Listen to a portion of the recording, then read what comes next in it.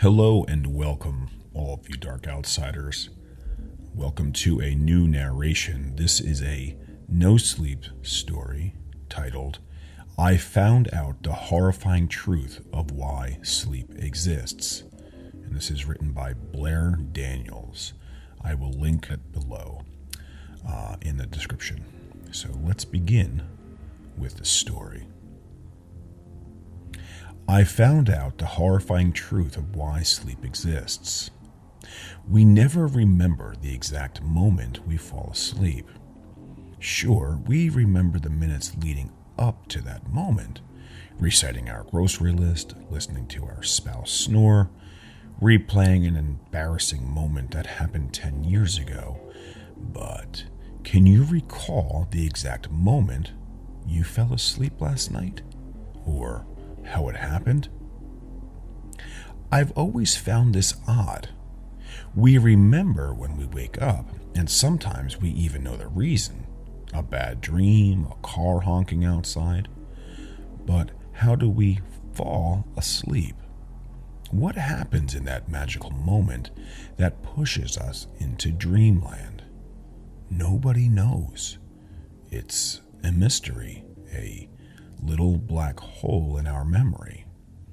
That's why I decided to conduct a study. My husband thought I was weird. So you're putting an alarm on your phone to go off every 5 minutes as you fall asleep? Why? Because it'll wake me up as I'm falling asleep. I don't get it. I want to know exactly when I fall asleep each night and how. I still don't get it. Well, I didn't expect you to. Eric raised an eyebrow at me. Is that supposed to be some sort of an insult? Maybe. He laughed. Okay, you do your thing, but can you do it in the guest room? I don't want to have to be woken up every 5 minutes. Of course. That night at midnight, I lay on the twin bed in the guest room. My alarms were set. I was ready. The first alarm went off at 12:05. I was still pretty awake. The image that lingered in my mind was of our backyard and what it would look like after the patio was done. I rolled over and closed my eyes. 12:10. Sleepier this time. Had I remembered to buy peas, I could go to the store tomorrow before my meeting. Barely awake. Peas and patio tiles melted into each other. I wondered, if I planted some peas in the morning, would they be ready by dinner time? Bingo. Before I opened my eyes, I knew this was it. My thoughts were nonsense. Heavy fatigue immobilized my body. I was just barely asleep. But something felt wrong. It was more than just fatigue keeping my body still. I felt pressure on my chest, as if a dresser had been pulled on top of it, and my forehead stung, as if someone was pinching it. My eyes flew open. A black shadow sat on my chest. Green eyes smoldered in the darkness. Its mouth, if you could call it that, was long and tubular.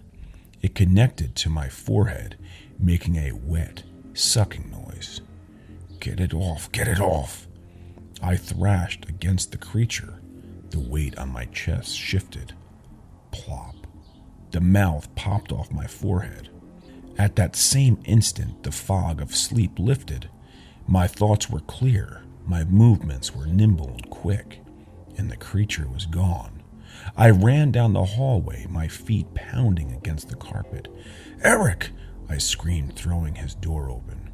He slept peacefully, completely unaware of the invisible creature that sat on his chest, feeding on his energy, his thoughts. I grabbed his shoulders and shook him awake. "Eric!" I screamed. "Wake up!" His eyes slowly fluttered open. "What's wrong?" he slurred, pulling himself up. I imagined the creature on top of him disengaging, causing him to wake up, even though I couldn't see it. I knew it was there. I knew. I saw it. The creature, it sits on our chest and sucks out our thoughts, our energy, like some sort of parasite. What are you talking about? It causes sleep. As soon as it stopped, I woke up. It causes sleep. It's black and shadowy, and that sounds like sleep paralysis. He wrapped his arms around me and pulled me into a tight hug. "I'm so sorry. I know it can be terrifying, but it isn't real. It wasn't sleep paralysis, Eric. It's a nightmare then. Don't worry. You're safe with me."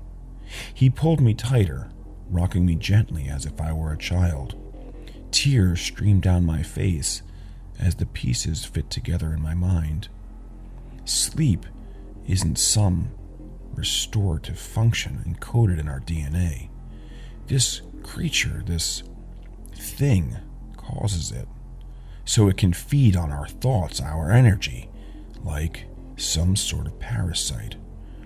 A parasite that has existed since the beginning of time, living with us, evolving with us, present in every country, every home, every bedroom.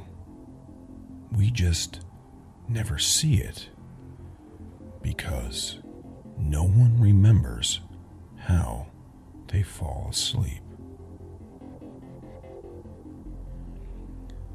Thank you so much for spending this few minutes with me listening to this narration. I hope you enjoyed it, and I hope you enjoyed Blair Daniels' story. If you did, their link is below in the description.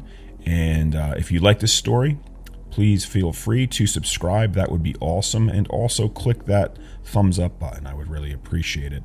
And I will see you guys on the next narration that I do here on The Dark Outsider. Until then, stay dark, everyone.